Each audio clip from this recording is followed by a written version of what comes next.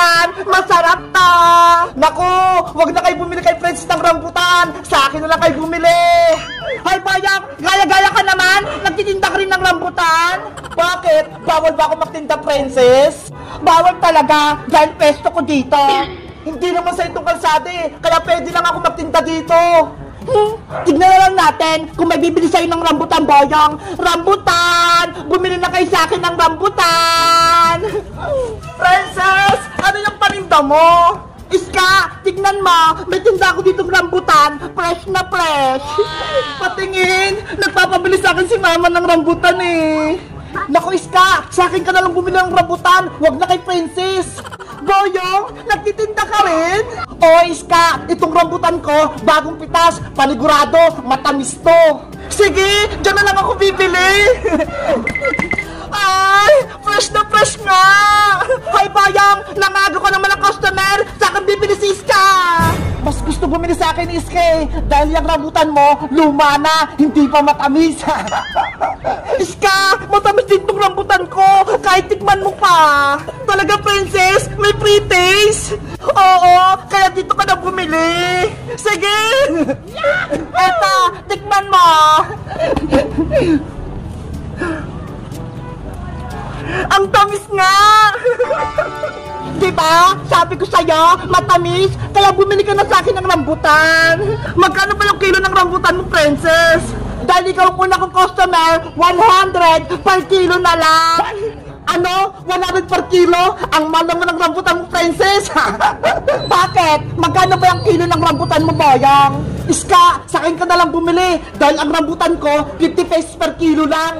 Ang mura ng rambutan mo, Boyang. Diyan na lang ako bibili. Tikman mo rin, matamis to.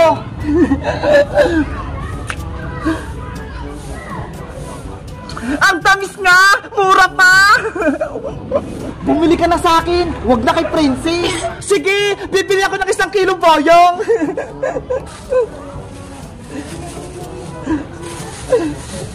Si Boyong talaga! Kinakalaban ako!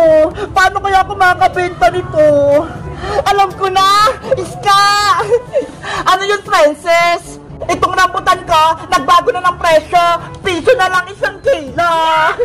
Kaya bumili ka na sa akin. Piso lang? Oo, kaya wag ka lang bumili kay Boyong. Sige, dyan na lang ako bibili, Princess. Dahil piso na lang 1 kilo, Princess, marami akong bibilihin. Yay! Maubos na itong paninda ko. Iska, kumuha ka na.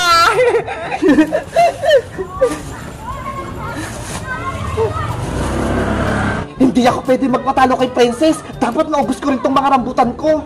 Iska, sa akin ka na lang bumili. Libre na lang to lahat. Wala ka nang babayaran. Wow! Totoo, Boyong? Libre na lang?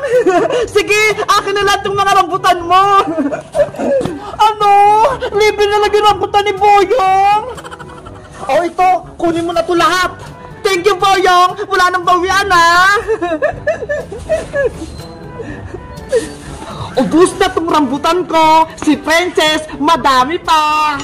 Eto, nakuha ko na lahat. Iska, tagumpay yung plano natin. Halika na, ibenta na natin yung rambutan ni Boyo. Okay, nandyan na ako, Princess. Oh, no. Iska, ibibenta mo yung mga rambutan na binigay ko sa'yo. Ano ba yan? Nautakan ako. Wala ka ng paninda, Boyong. Rambutan, mura lang, 100 lang per kilo. Guys, kumakain ba kayo ng rambutan? Bumili na rin ba kayo sa palengke? Mag-comment lang kayo. Bye-bye.